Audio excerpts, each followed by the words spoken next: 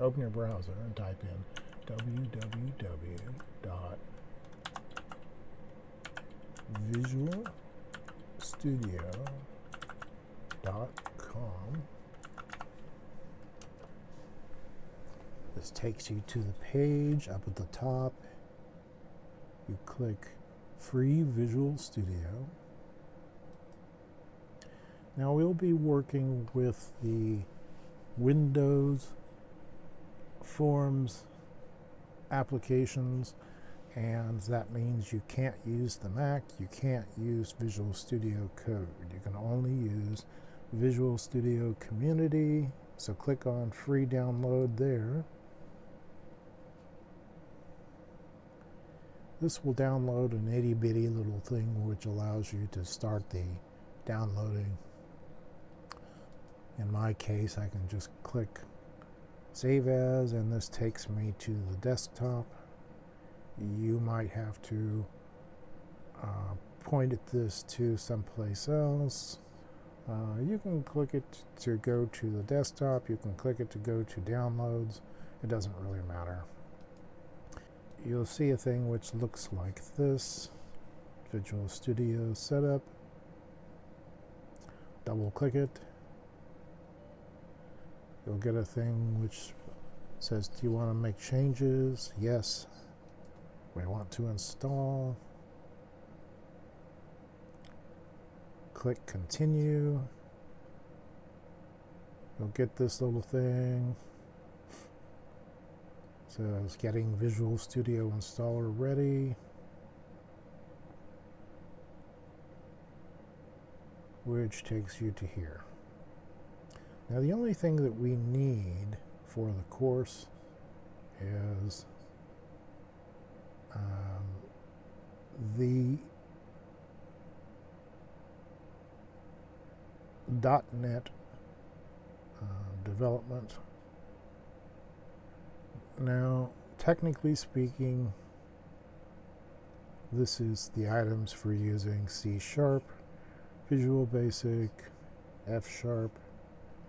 So we want this one that says .NET Desktop Development. That's all of this. We can select more items if we want or need.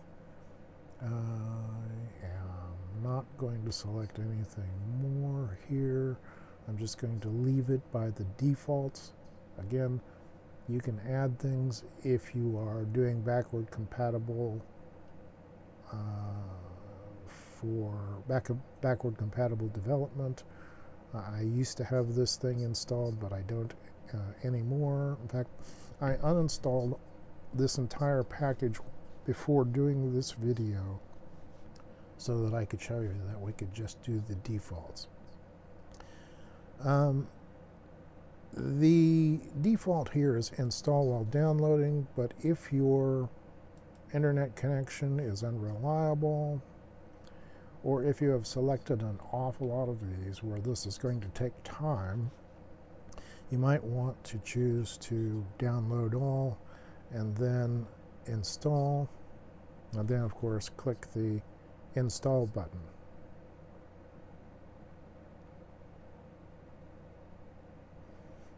It then begins the installation.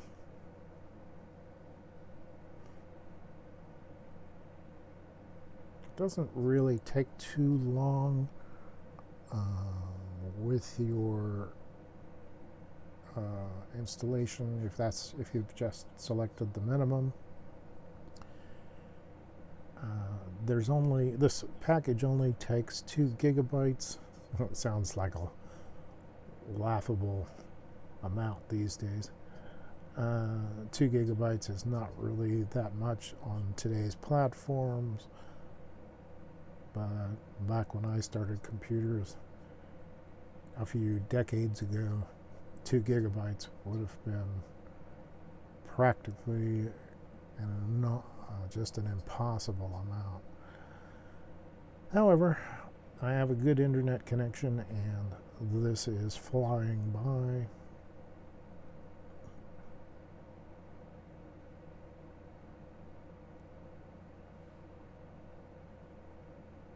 don't even have my internet connection ramped up here at the moment. Okay, so now it's doing the installation.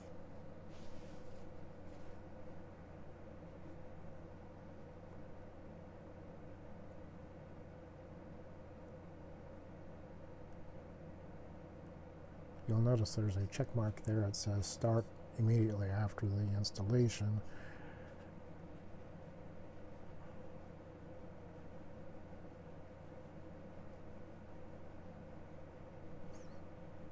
If you look down to the taskbar, it shows you comparatively how far along it is.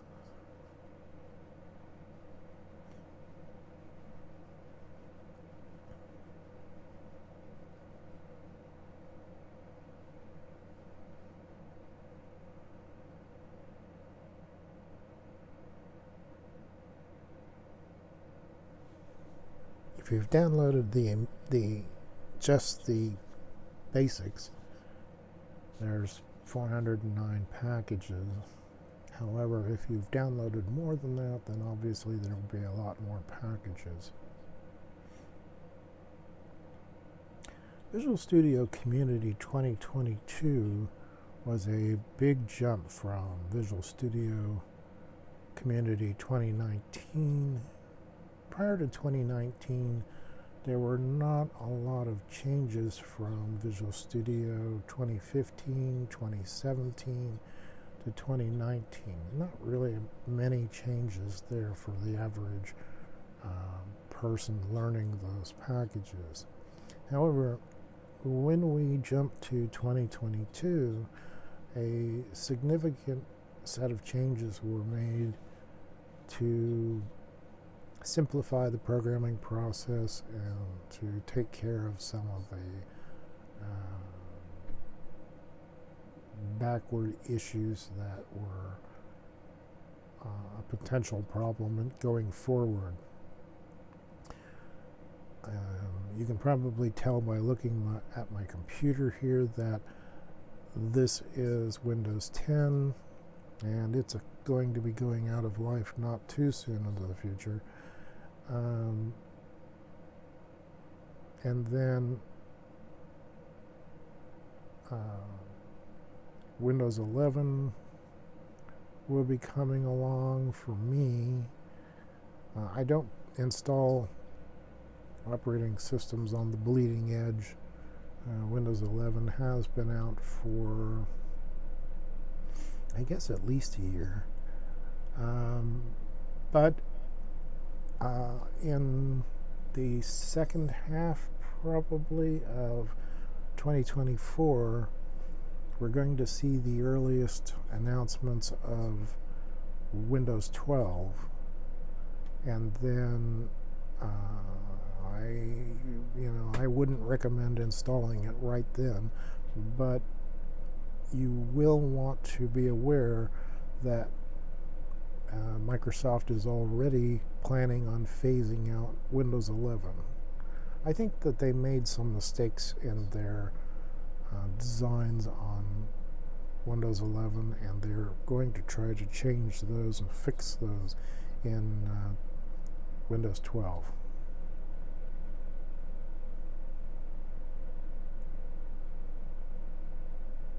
When they went to Windows 11, they broke a lot of things that worked just fine in Windows 10. We had finally gotten to a fairly stable version of Windows 10, and so that's something to think about. Now we're finishing up installation of Visual Studio Installer's process.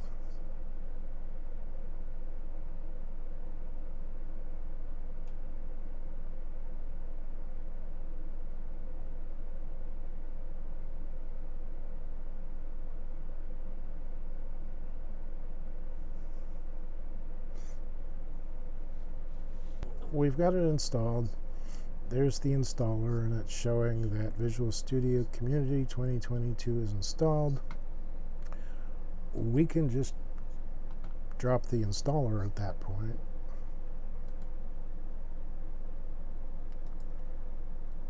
Now I've just gone, since it's open there, I've just gone and pinned it to the taskbar. You don't have to do that, but you can. Okay, so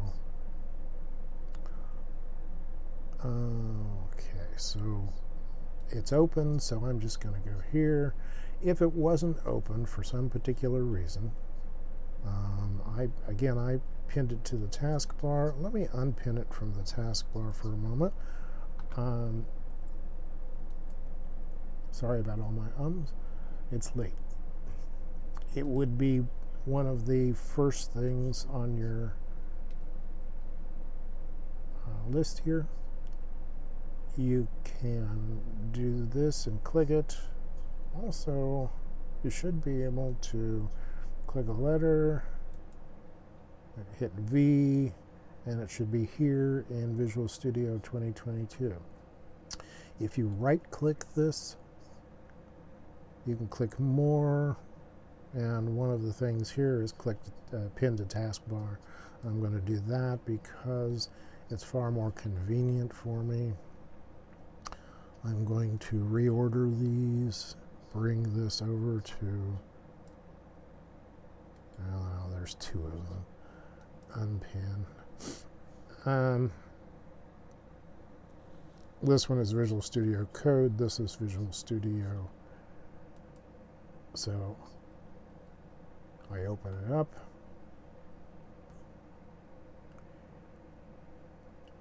These are past assignments, which it remembered when I uninstalled. Let's create a new project.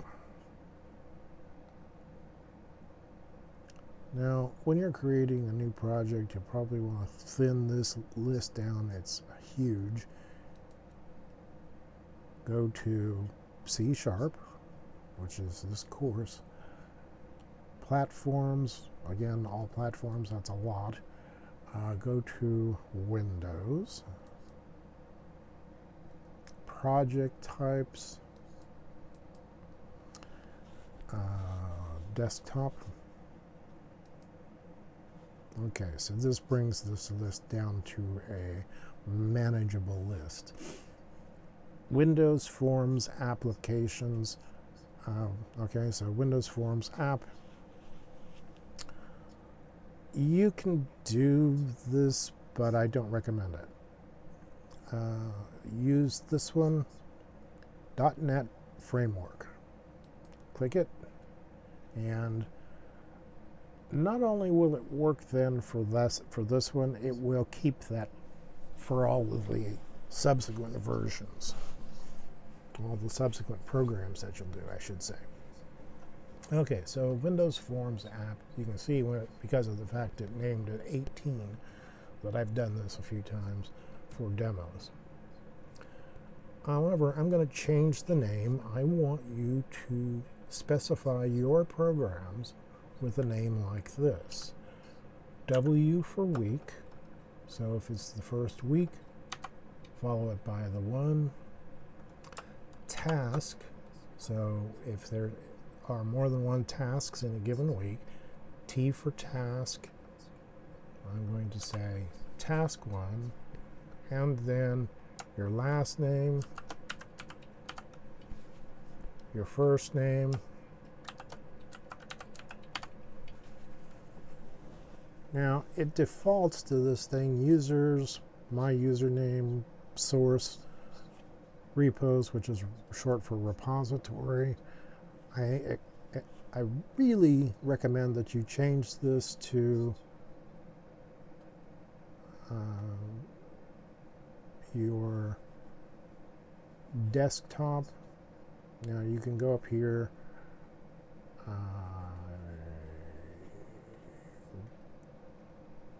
go up to quick access, desktop, boy that was bad, desktop, so that when you are looking for a program, it will be much easier to find because it will be here on the desktop. Now, you'll see that this comes up for the solution name. You can just click this and it will match whatever the project name is to the solution name. For the classwork, there's no reason to have a different solution name. If you are working in industry, there might be a solution name which includes many different project names. But for this, the solution name will include just one project, your project. .NET Framework, there's probably several different ones installed, or maybe there aren't on your machine, it depends. I have a few installed because of backward compatibility things that I had to do. Go to the latest one here, 4.8, and then click Create.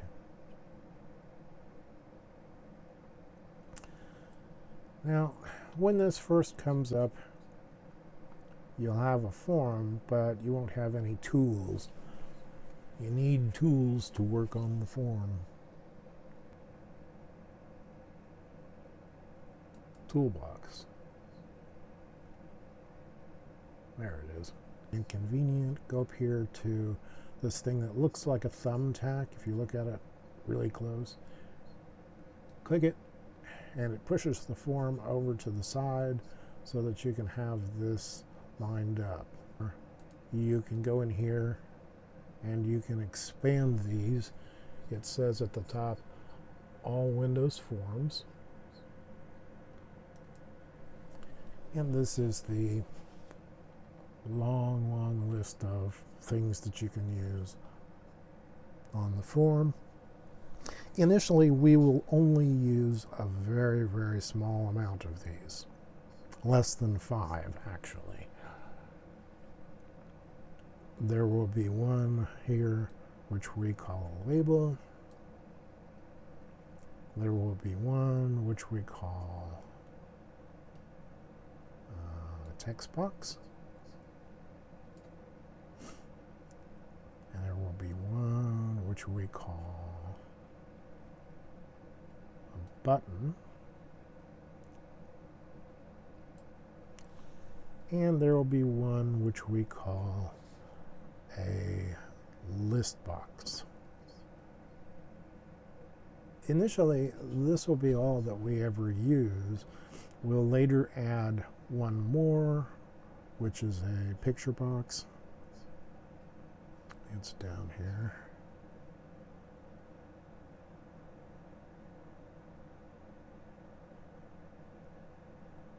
Let's see.